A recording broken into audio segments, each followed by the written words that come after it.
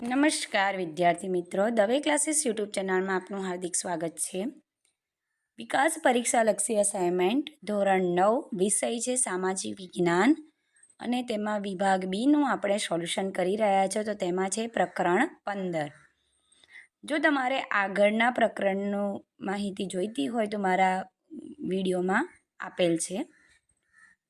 તો ચાલો આપણે શરૂઆત કરીએ. પ્રકરણ 15 એમાં પહેલું કૃષ્ણા અને કાવેરી બેસિનની વિસ્તૃત માહિતી આપો.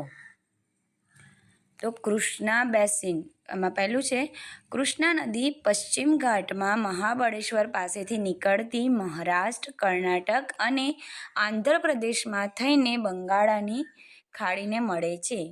તેની લંબાઈ આશરે 1400 કિમી છે. કોયના, ઘાટપ્રભા, ભીમા, તુંગભદ્રા, મુશી વગેરે તેની શાખા નદીઓ છે.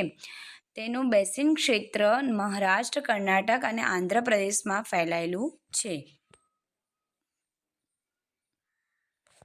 કાવેરી બેસિન.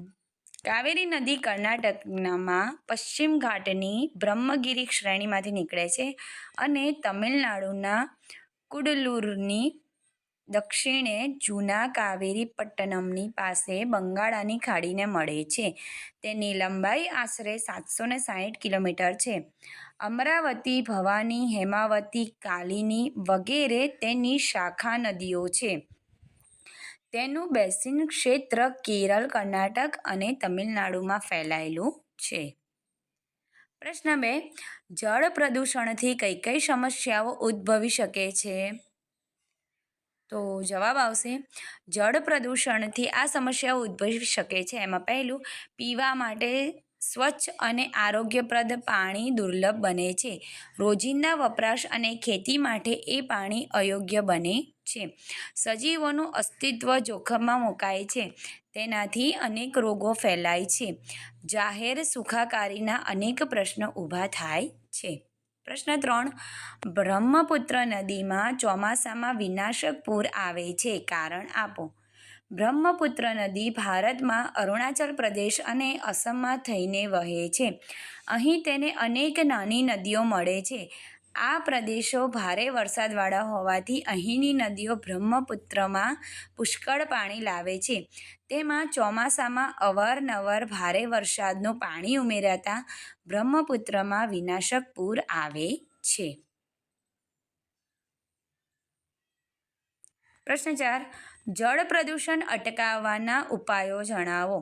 જળ પ્રદૂષણ અટકાવવાના ઉપાયોમાં પહેલું છે જળ પ્રદૂષણ અટકાવવા માટે બનાવેલા નિયમોનું કડકપણે પાલન કરાવવું. બીજું, રાષ્ટ્રીય નદી સંરક્ષણ યોજના NRCP દ્વારા જળ શુદ્ધિકરણ માટે બનાવેલા કાર્યક્રમોનો અમલ કરવો.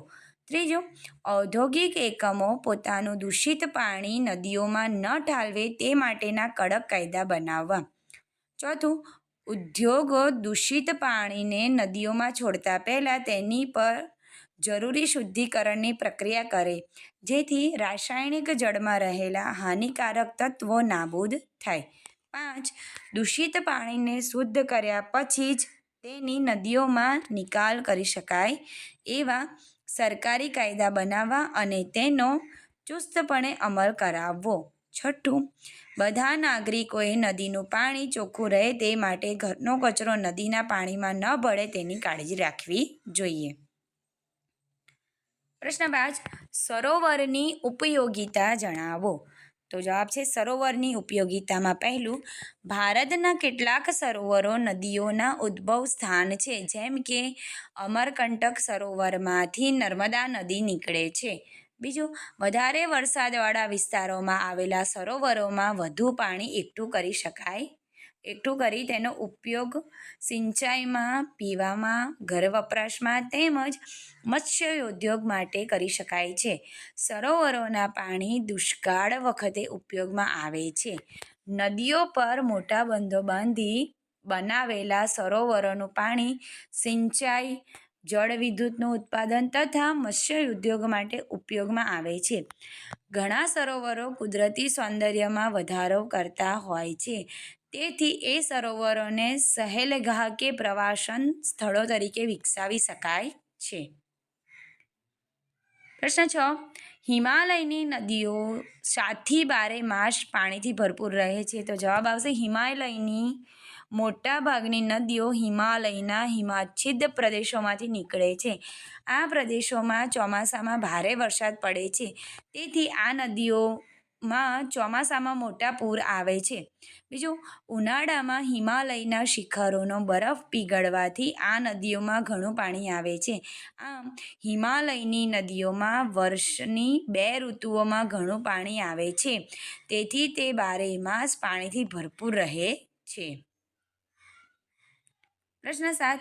તફાવતના બે મુદ્દા આપો. હિમાલયની નદીઓ અને દ્વિકલ્પીય નદીઓ.